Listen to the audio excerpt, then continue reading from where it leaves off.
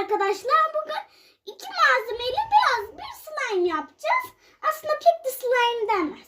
Şimdi buğday nişastasını göz kararı döküyoruz. Birazcık çok olacak. Bayağı çok. Dökeyim geleyim hemen. Dök. Galiba bir paket bitti.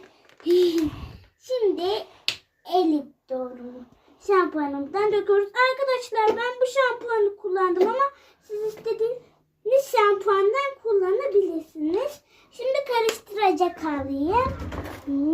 Bu olur diye düşünüyorum. Zaten sonradan elimizle yapacağız. Birazcık daha mı döksem? Birazcık daha dökeyim.